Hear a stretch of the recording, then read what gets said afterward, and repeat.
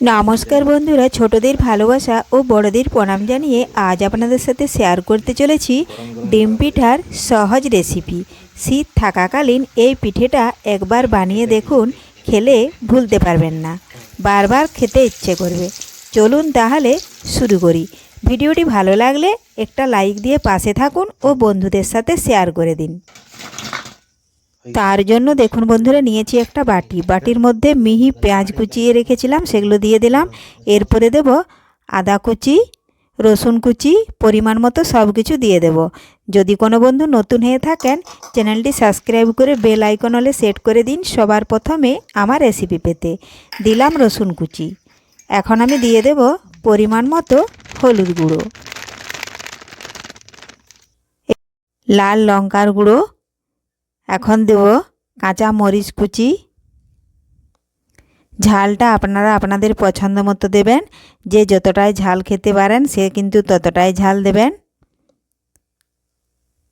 আমি দিলাম ভাজা মশলা 1 চামচ আর 1 চামচ গোলমরিচের গুঁড়ো। ভালোভাবে সমস্ত উপকরণগুলো এইভাবে একটু মিশিয়ে নেব।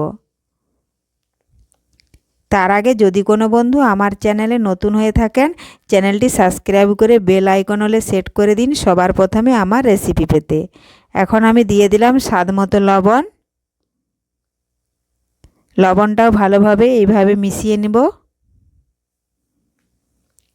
দেখুন বন্ধুরা, ভালোভাবে মিশিয়ে নিয়েছি। এখন আমি দুটো ডিম এর মধ্যে ফাটিয়ে দেব।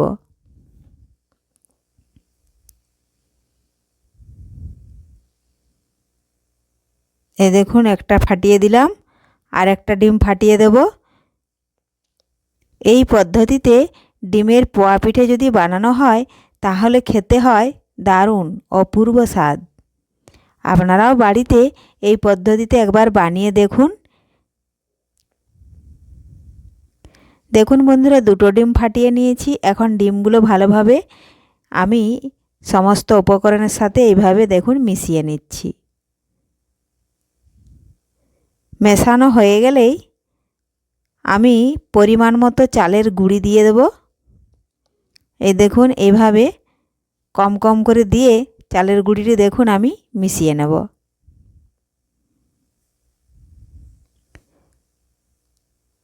আর এই পিঠেটা কিন্তু শীত থাকাকালীনেই খেতে ভালো লাগে। গরমের দিনেও হবে, কিন্তু অতিরিক্ত গরমে খাওয়াটা কিন্তু ভালো নয়। এই জন্য এটা শীত থাকাকালীনেই আপনারাও বাড়িতে একবার বানিয়ে দেখুন। দেখুন বন্ধুরা, মিশিয়ে নিয়েছি। এইভাবে ভালোভাবে ফেটিয়ে দেখুন কতটা ঘনত্ব রেখেছি। এ দেখুন দেখাচ্ছি, খুব পাতলাও করি না আর খুব ঘনও আমি রাখি না। এই দেখুন, যেন ছোট ডাবুতে করে নিয়ে তেলের মধ্যে দেওয়া যায় সেইভাবে ঘনত্বটা রাখতে হবে। দেখুন আমি ভালোভাবে মেখে নিয়েছি। এখন আমি কিছুক্ষণের জন্য একটু রেস্টে রেখে দেব।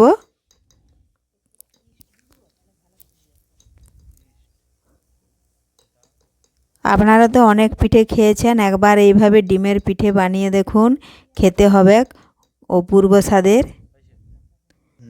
তো দেখুন বন্ধুরা, তেল বসিয়েছি, এদিকে তেল ভালোভাবে গরম হয়ে গেছে। এই দেখুন, আমি একটা ছোট্ট ডাবু নিয়েছি, এই ডাবুর মধ্যে নিয়ে আর এই দেখুন দিয়ে দিচ্ছি। এই দেখুন, এইভাবে ডাবুর মধ্যে কুড়িয়ে নিচ্ছি। আমি এখানে ডাবুতে দিচ্ছি, আপনারা যদি পারেন তো হাত দিয়েও দেওয়া যায়। তো দেখুন এইভাবে আমি এখানে 4টে দিয়ে দিলাম। এখন আমি কিছুক্ষণ অপেক্ষা করব এক পাশ ভালোভাবে ভাজা হয়ে যাওয়া পর্যন্ত। একটু আমি দেখুন চামচ দিয়ে এইভাবে নাড়াচাড়া করে দিচ্ছি। আর দেখুন পিঠেগুলো কিন্তু ফুলে গেছে। যখনই ফুলে উঠবে আরেক পাশ আমি এইভাবে দেখুন উল্টে নিচ্ছি।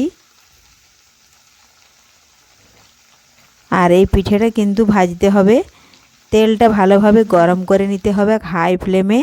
তারপরে গরম হয়ে গেলেই কিন্তু আঁচটা একটু কমিয়ে দিতে হবে, না হলে পুড়ে যাবে, ভেতরটা কিন্তু কাঁচা রয়ে যাবে।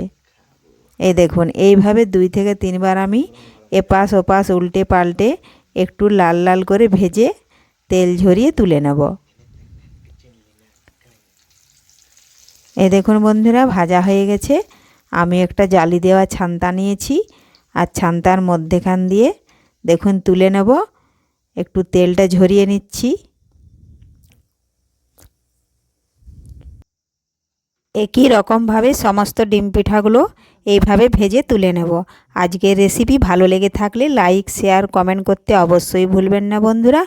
ধন্যবাদ। ফিরে আসছি পরের ভিডিওতে।